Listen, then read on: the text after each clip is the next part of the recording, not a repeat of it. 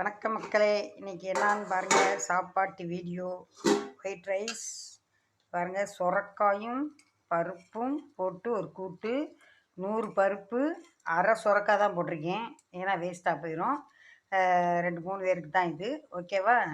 பாருங்கள், கூட்டெல்லாம் சொல்லி கொடுத்துருக்கேன். இப்போ வீடியோவில் பாருங்கள். அப்புறம் என்னான்னு பாருங்கள். இங்கே புளிச்சக்கீரை சட்டினி, ஓகேவா?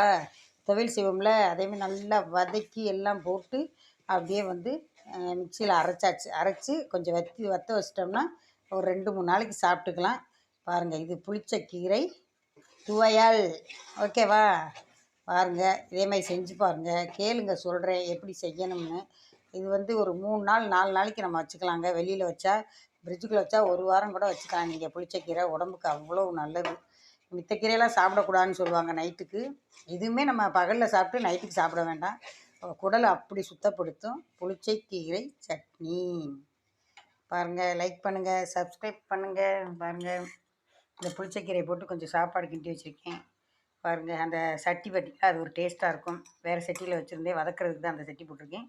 அதில் சாப்பாடு கொஞ்சம் கிண்டி வச்சுருக்கேன். லைக் பண்ணுங்கள், சப்ஸ்கிரைப் பண்ணுங்கள். நன்றி, வணக்கம்.